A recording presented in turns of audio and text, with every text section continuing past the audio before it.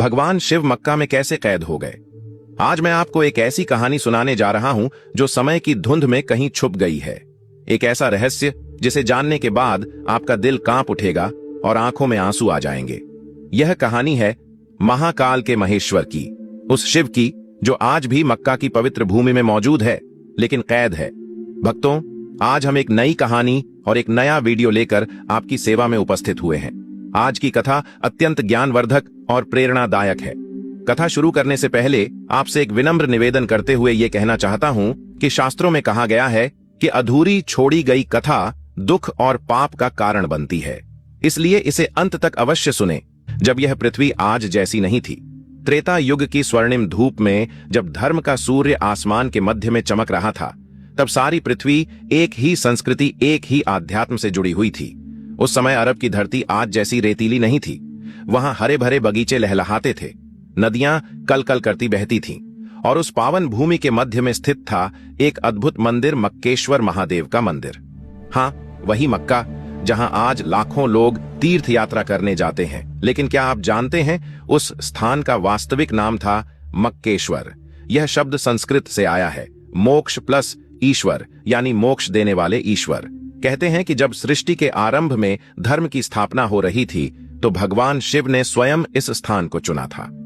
यहां उन्होंने एक स्वयंभू शिवलिंग की स्थापना की थी। उस दिव्य लिंग की महिमा का वर्णन कैसे करूं।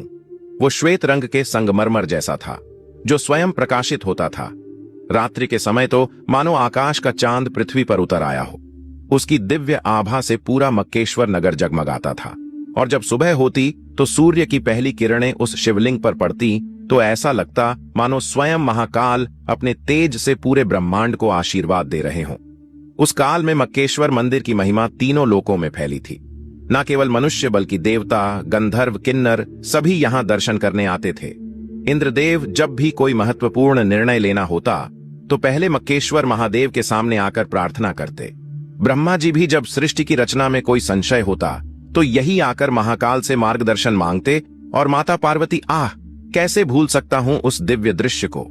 हर पूर्णिमा की रात्रि में आदि शक्ति स्वयं यहां आती। उनके चरणों की मधुर ध्वनि से पूरा मक्केश्वर नगर गूंज उठता। वो दृश्य देखने लायक था।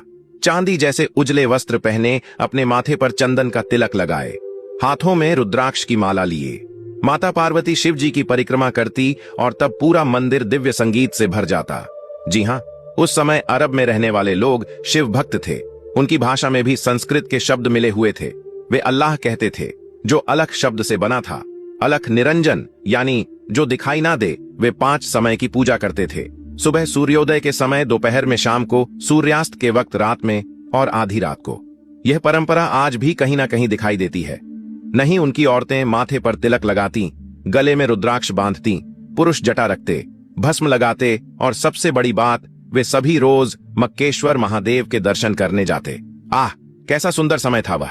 धर्म, अर्थ, काम, मोक्ष, चारों पुरुषार्थ संतुलन में थे। कोई धर्म के नाम पर लड़ाई नहीं, कोई वैमनस्य नहीं। सभी एक ही परमात्मा की संतान थे और सभी उसी एक की उपासना करते थे। लेकिन समय का चक्र रुकता कहां है। द्वापर युग का अंत होने लगा। धर्म का सूर्य धीरे धीरे अस्त होने लगा, और जैसे जैसे कलयुग की छाया पृथ्वी पर पड़ने लगी, वैसे वैसे लोगों के दिलों में अज्ञान का अंधकार भरने लगा। मक्केश्वर नगर में भी परिवर्तन होने लगे। जो लोग पहले प्रेम से शिव की उपासना करते थे, वे अब संस्कारों का वास्तविक अर्थ भूलने लगे। वे केवल बाहरी क्रियाकलापों में उलझ गए, और तब आई वो काली रात्रि। कलयुग के प्रभाव से प्रभावित होकर कुछ लोगों के मन में एक विकृत विचार आया। उन्होंने सोचा कि अगर वे इस दिव्य शिवलिंग को छुपा दें तो केवल वे ही इसकी शक्ति के अधिकारी बन जाएंगे। हाय रे मानव की मूर्खता! क्या वे नहीं जानते थे कि महाकाल को कैद नहीं किया जा सकता? क्या वे भूल गए थे कि शिव तो सर्वव्यापी है?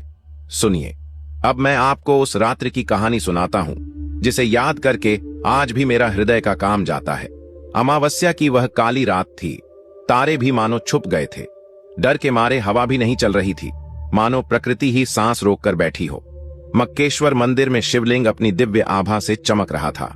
लेकिन उस रात वहां कोई भक्त नहीं आया, क्योंकि कुछ स्वार्थी लोगों ने एक षड्यंत्र रचा था।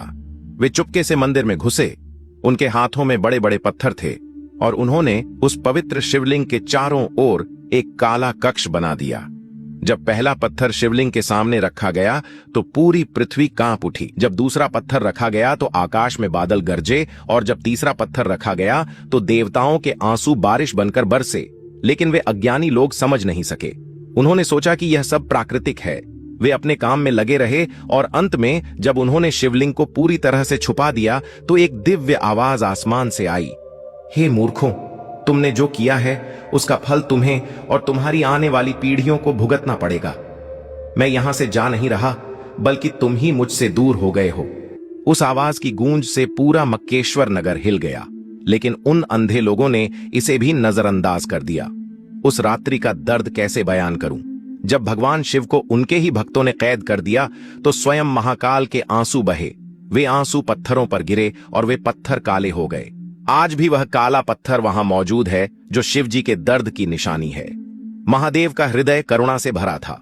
वे जानते थे कि यह सब कलयुग का प्रभाव है। उनके प्रिय भक्त अज्ञानवश यह कर रहे हैं, इसलिए उन्होंने श्राप नहीं दिया बल्कि दया दिखाई। उन्होंने सोचा, मैं यहां से चला जाऊं तो यह सभी अनाथ हो जाएंगे। चलो, इनके साथ ही रहता हूं। जब समय आएगा तो यह स्वयं ही समझ जाएंगे। और इसीलिए भगवान शिव आज भी वहां मौजूद हैं। कैद नहीं, बल्कि अपनी संतानों के लिए इंतजार कर रहे हैं। जब माता पार्वती को यह पता चला कि उनके प्राण प्रिय को कैद कर दिया गया है तो आदि शक्ति का हृदय टूट गया। वे रो रो कर कहने लगी, हे नाथ, आपने तो कहा था कि आपके भक्त आपसे प्रेम करते हैं, फिर यह क्या हुआ? क्यों छुपा दिया उन्होंने आपको? शिवजी ने बड़े धैर्य से कहा, हे गौरी, यह कलयुग का प्रभाव है। मेरे भक्त अज्ञानवश यह कर रहे हैं। मैं उनसे रूठूंगा नहीं, बल्कि उनका इंतजार करूंगा। लेकिन माता पार्वती का दर्द कम नहीं हुआ। वे बोली, तो क्या अब मैं आपके दर्शन नहीं कर सकूंगी? महादेव ने मुस्कुराते हुए कहा, दर्शन तो तुम रोज करोगी प्रिय, लेकिन अब वह प्रकट रूप से नहीं बल्कि गुप्त रूप से होगा। जब भी कोई सच्चे मन से मेरा स्मरण करेगा तो मैं उसके सामने प्रकट हो जाऊंगा। और तब से माता पार्वती भी गुप्त रूप से वहां आती रही। आज भी जब कोई सच्चे दिल से वहां प्रार्थना करता है तो आदि शक्ति की उपस्थिति महसूस होती है। धीरे धीरे समय बीतता गया। जिन लोगों ने शिवलिंग को छुपाया था वे भी एक दिन इस संसार से चले गए। उनकी आने वाली पीढ़ियां भूल गईं कि वास्तव में वहां क्या छुपा है। नई पीढ़ियों को केवल यह बताया गया कि यह एक पवित्र पत्थर है जिसकी पूजा करनी चाहिए, लेकिन यह नहीं बताया गया कि यह पत्थर क्यों काला है और इसके अंदर क्या छुपा है। कलयुग के बढ़ते प्रभाव से लोग भूल गए कि यह स्थान मूल रूप से मक्केश्वर था। धीरे धीरे नाम बदलकर मक्का हो गया। संस्कृत के शब्द भूल गए और नई भाषा का जन्म हुआ। लेकिन कुछ बातें आज भी वैसी ही हैं। वहां जाने वाले लोग आज भी वैसे ही परिक्रमा करते हैं जैसे हजारों साल पहले शिव भक्त करते थे। वे आज भी उसी दिशा में प्रार्थना करते हैं। और सबसे बड़ी बात, जब वे उस काले पत्थर को छूते हैं तो उनके दिल में वही शांति मिलती है जो कभी शिव के दर्शन से मिलती थी। आज भी वहां ऐसे कई संकेत मिलते हैं जो बताते हैं कि यह स्थान वास्तव में शिव का है। वो काला पत्थर जिसे आज हजरे अस्वद कहते हैं, वो वास्तव में शिवजी के आंसुओं से काला हुआ था। और देखिए कि आज भी लोग उसे छूकर कैसी शांति महसूस करते हैं। वहां की परिक्रमा आज भी 7 बार की जाती है, ठीक वैसे ही जैसे शिव मंदिरों में की जाती है। क्या यह केवल संयोग है? और जब लोग वहां इकट्ठे होकर प्रार्थना करते हैं तो उनकी आवाज ऐसी गूंजती है मानो वे ओम का जाप कर रहे हों। यहां तक कि वहां पहनने वाले सफेद कपड़े भी वैसे ही हैं जैसे कभी शिव भक्त पहनते थे। कहते हैं कि जब गुरु नानक देव जी वहां गए तो उन्होंने उस सच्चाई को पहचान लिया था। वे जानते थे कि यह स्थान वास्तव में शिव का है, इसीलिए उन्होंने वहां अपने पैर एक विशेष दिशा में किए थे, जिससे यह संदेश दिया कि परमात्मा हर दिशा में है। जब लोगों ने उनसे पूछा कि आप ऐसा क्यों कर रहे हैं, तो उन्होंने कहा, परमात्मा तो हर दिशा में है, वह किसी एक स्थान पर कैद नहीं है। यह उनका संकेत था कि भगवान शिव वास्तव में वहां मौजूद हैं, लेकिन वे कैद नहीं हैं, वे सर्वव्यापी हैं। आज के युग में जब विज्ञान ने बहुत प्रगति कर ली है, तब भी कुछ रहस्य ऐसे हैं जो अनसुलझे हैं। वैज्ञानिकों ने पाया है कि वह काला पत्थर वास्तव में पृथ्वी का नहीं है, यह कहीं और से आया है। लेकिन यह कहीं और नहीं, यह तो उस समय का है जब देवता पृथ्वी पर विचरण करते थे। और जब उस पत्थर की जांच की गई तो पाया गया कि इसमें कुछ ऐसे तत्व हैं जो सामान्यतः पृथ्वी पर नहीं मिलते। यह भगवान शिव की दिव्यता का प्रमाण है। वह पत्थर उनके आंसुओं से बना है, इसलिए उसमें दिव्य शक्ति है। शास्त्रों में लिखा है कि एक दिन सच्चाई सामने आएगी। जब कलयुग का अंत होने लगेगा तो भगवान शिव फिर से प्रकट होंगे। उस दिन वो काला आवरण हट जाएगा और पूरी दुनिया देखेगी कि वहां वास्तव में मक्केश्वर महादेव का शिवलिंग है। और तब सभी धर्मों के लोग समझेंगे कि वे सभी उसी एक परमात्मा की पूजा कर रहे थे। केवल नाम अलग थे, लेकिन वास्तविकता एक ही थी। वो दिन खुशी का होगा, क्योंकि तब धर्म के नाम पर होने वाली सभी लड़ाइयां खत्म हो जाएंगी। सभी एक दूसरे को भाई की तरह गले लगाएंगे। जानते हैं भगवान शिव आज भी वहां से क्या संदेश दे रहे हैं? वे कह रहे हैं, मेरे प्यारे बच्चों, मैं यहां तुम्हारे लिए ही तो हूं। तुम मुझे किसी भी नाम से पुकारो, मैं सुनता हूं। तुम मुझे कहीं भी खोजो, मैं मिल जाता हूं। मैं तुमसे नाराज नहीं हूं कि तुमने मुझे छुपा दिया, क्योंकि मैं जानता हूं कि यह कलयुग का प्रभाव था। लेकिन अब समय आ गया है कि तुम सच को पहचानो। धर्म का मतलब है प्रेम, करुणा, दया। धर्म का मतलब यह नहीं है कि तुम आपस में लड़ो। मैं चाहता हूं कि तुम सभी मिलकर इस संसार को स्वर्ग बनाओ। आज के युग में जो लोग भगवान शिव की भक्ति करते हैं, उनके लिए यह कहानी एक सबक है। यह सिखाती है कि भगवान को कैद नहीं किया जा सकता।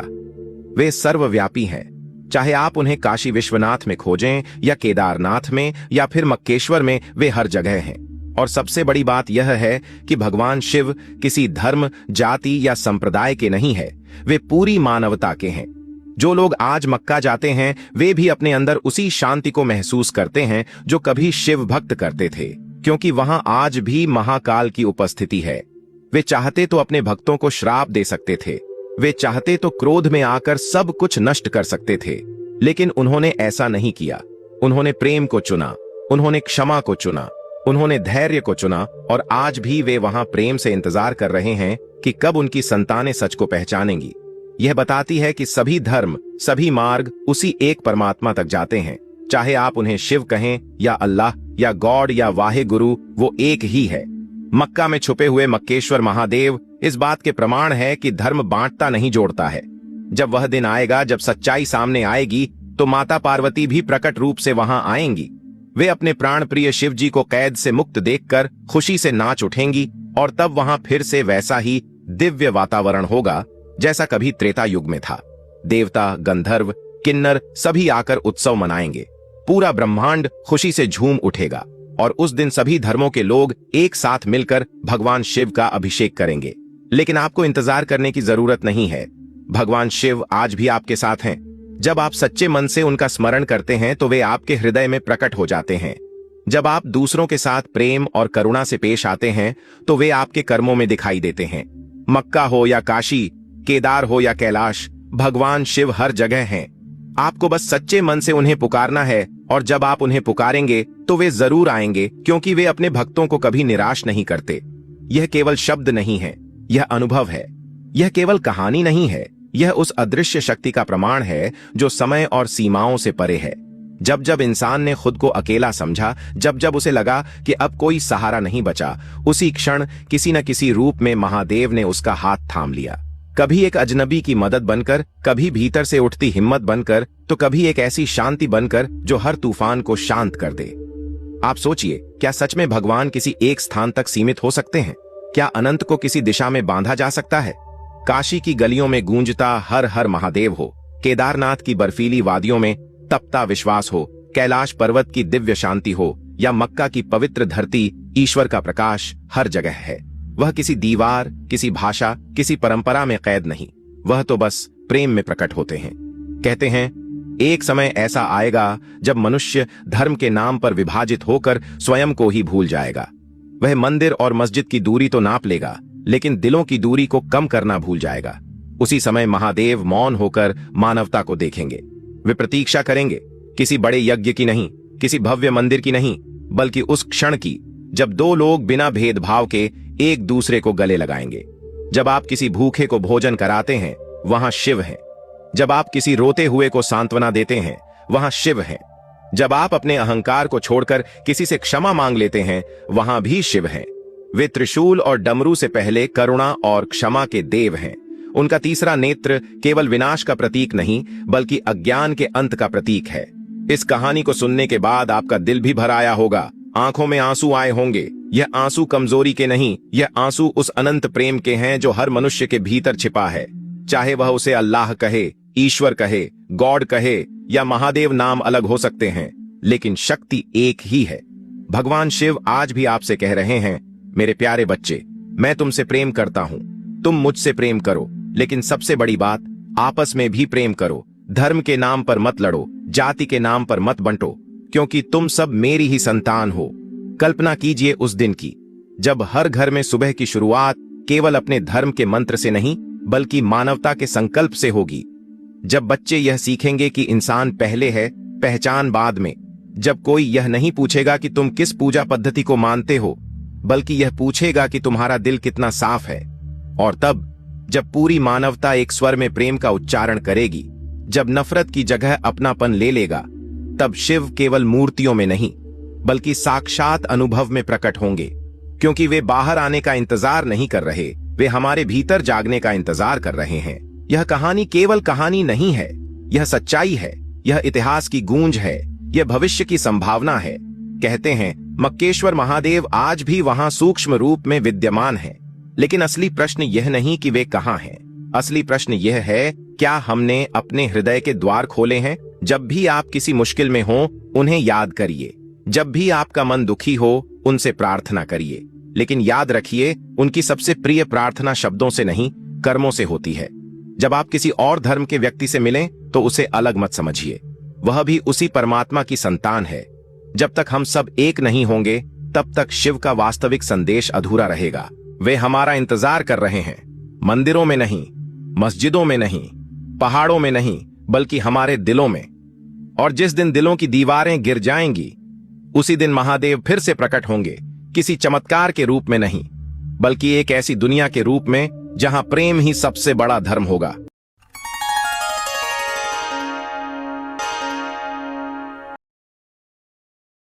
रिपोर्ट बाय अश्विन लिंबाचिया, भारत विरर, अहमदाबाद।